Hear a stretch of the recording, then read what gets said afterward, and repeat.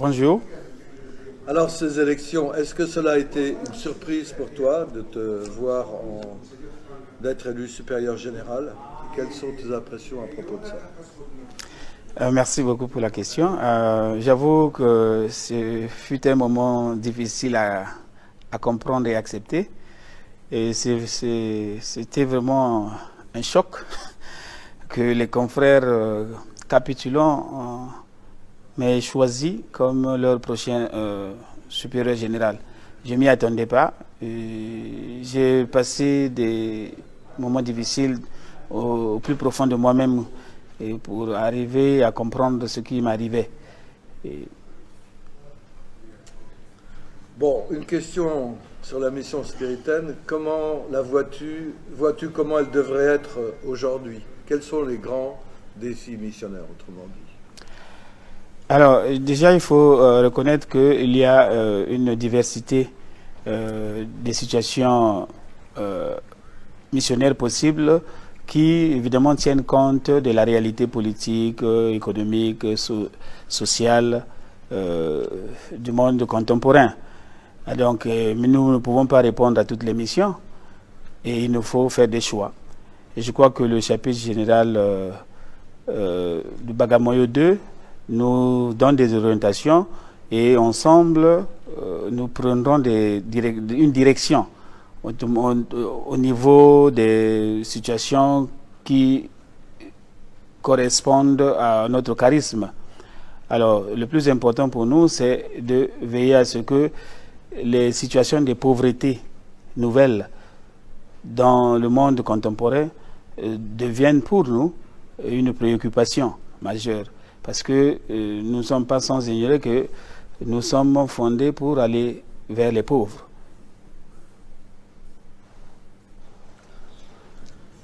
Alors, dans la même ligne, selon toi, qu'est-ce que les grandes encycliques récentes, Laudato Si et Fratelli Tutti, obligent pour une congrégation comme la nôtre et pour la mission spiritaine en tant que telle, nous obligent à, disons, à changer? Quelles sont les perspectives qui doivent être changées pour s'adapter et pour aller dans ces lignes-là? Je crois que c'est un défi majeur pour la congrégation dans son ensemble. Et nous avons déjà, comme congrégation, commencé une réflexion là-dessus, notamment au niveau de la commission JPIC, tout le travail qui est fait au niveau de l'administration générale. Alors, le défi aujourd'hui, c'est bâtir un monde respectueux de l'homme et de la planète. Et nous, spiritains, nous ne pouvons pas rester en marge de ce grand défi qui touche toute notre humanité. Et donc, il faut que nous mettions en place une écologie responsable, évidemment, conscientiser les confrères, sensibiliser les gens, et ça passe par l'éducation. Donc, que les confrères en prennent conscience, il faut aussi que dans nos œuvres, que les écoles, par exemple, tenues par les spiritains, tiennent cette problématique-là comme une réalité majeure qui devrait être adressée et surtout traitée avec beaucoup de sérieux, parce que cela engage l'avenir de notre planète et de l'humanité tout entière. Alors, concernant Fratelli Tutti, évidemment, nous connaissons tous l'importance de vivre ensemble. Et déjà, nous, comme congrégation religieuse, la fraternité humaine est peut-être très importante. Et un défi que nous devons relever ensemble dans la diversité de nos croyances et de tout ce que nous sommes. Et c'est en humanité que nous devons relever ce défi-là. Alors pour nous, spiritains, déjà, je crois le plus simple à faire, c'est déjà, dans une congrégation internationale et interculturelle, vivre comme des témoins de cette humanité diverse, mais avec une orientation commune. Parce que nous sommes tous créés à l'image de Dieu et nous portons en nous la présence du Seigneur. Donc, que le Seigneur est présent dans notre humanité et toute personne humaine a toute personne humaine a le droit d'être respectée et accompagnée. Et comment vivre ensemble cette fraternité universelle? C'est à donner un bon témoignage dans nos communautés internationales interculturelles. C'est là le lieu de l'évangélisation et qui accompagnerait évidemment cette encyclique du pape François Fratelli Tutti et qui nous enseigne vraiment des grandes choses pour notre humanité. Merci. Quel pourrait être l'engagement de la congrégation dans le processus de synodalité proposé il y a 2 semaines en arrière par le pape François? Et je dirais qu'il y a déjà quelque chose en marche dans notre congrégation, s'appuyant sur notre règle de vie numéro 24 qui parle de la collaboration avec les laïcs. Il y a déjà cet aspect de synodalité qui se vit dans notre mission à travers différentes participations des laïcs. Que ce soit spiritains, associés ou des fraternités spiritaines ou des amis des spiritains. Et la synodalité vient justement renforcer l'idée de collaboration. Et qu'est-ce que la synodalité? C'est justement marcher ensemble. Marcher ensemble pour s'écouter mutuellement et pour discerner ensemble et construire un avenir meilleur. Et où chacun est apprécié et écouté à sa juste valeur. Et c'est comme ça que nous allons continuer ensemble à construire non seulement la mission spirituelle et évangéliser les peuples, et c'est comme ça que nous allons soutenir aussi notre mission. Alors, le réchauffement climatique, êtes-vous conscient, ou étiez-vous déjà conscient avant d'être supérieur général, et êtes-vous conscient des enjeux du réchauffement climatique au-delà même de Laudato Si?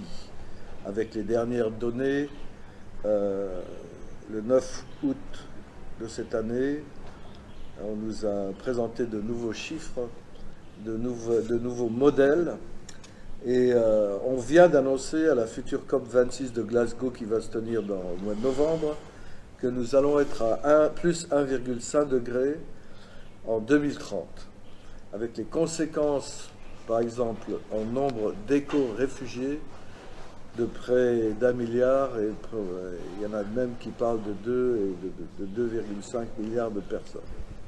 Et ça, c'est dans à peine 9 ans d'ici. Comment voyez-vous la transversalité de ce thème dans les travaux de votre conseil et les préoccupations et les travaux de la congrégation, et cette congrégation qui se doit d'être au service des plus pauvres? On sait que c'est les plus pauvres qui sont déjà, mais qui vont être de plus en plus concernés par les conséquences du réchauffement climatique. Alors, je me réjouis de voir combien les capitulants ont pris à cœur ce problème de réchauffement climatique dans le traitement de ce dossier-là en chapitre. Et la transversalité se situe au niveau de ce qui se vit déjà dans différentes circonscriptions. C'est-à-dire que nous, comme congrégation, il y a une orientation, les principes généraux que nous donnons au niveau de l'administration générale et qui sont répercutés au niveau des circonscriptions. Et concrètement pour nous, il faut mettre en œuvre des systèmes concrets et des moyens concrets pour déjà diminuer, participer à la diminution de tout ce qui va à l'encontre de la nature. C'est-à-dire que lorsque nous, dans le concret, nous utilisons la matière biodégradable, nous faisons attention à la séparation des poubelles. Donc il faut poser des actes concrets, je crois, aujourd'hui. Il ne faut plus seulement en parler, mais il faut qu'au niveau déjà de chaque communauté, donc dans la congrégation de chaque communauté, dans les circonscriptions, il faut qu'il y ait cette conscientisation-là et cette sensibilisation pour que nous posons déjà des bons gestes. Et c'est cela qui contribuera justement à ce que toute la congrégation participe justement à diminuer l'effet de du réchauffement climatique.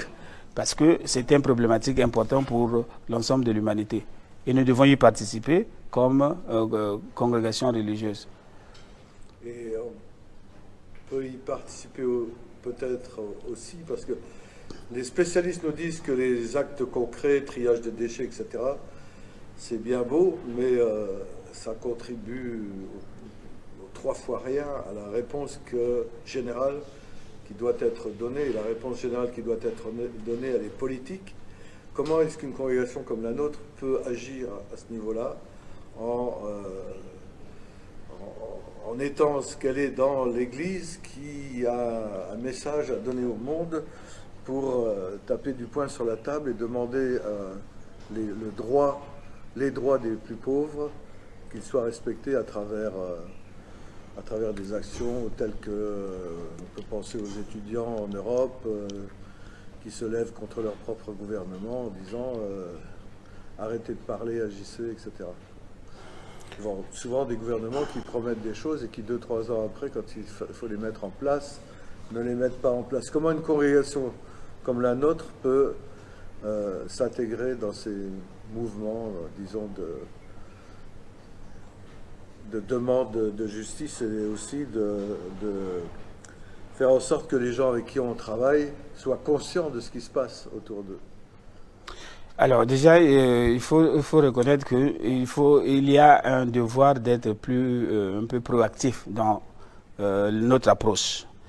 Et déjà, il faut que dans la compréhension même de JPIC, donc Justice et Paix, Intégrité de la Création, nous fassions très attention pour bien distinguer de quoi nous parlions.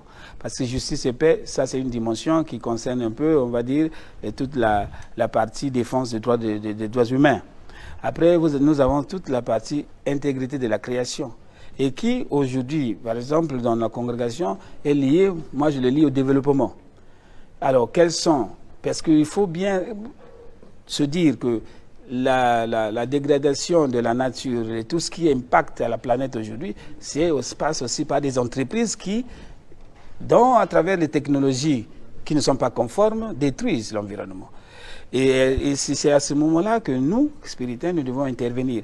Il faut former des confrères et des laïcs spiritains aussi, avec des compétences, pour intervenir dans ce secteur-là, notamment le secteur de l'intégrité de la création. Mais il faut un dialogue et une démarche proactive vis-à-vis des entreprises ou des compagnies qui, justement, ne respectent pas les normes établies ou qui ne veulent pas suivre les directives données par les organisations internationales.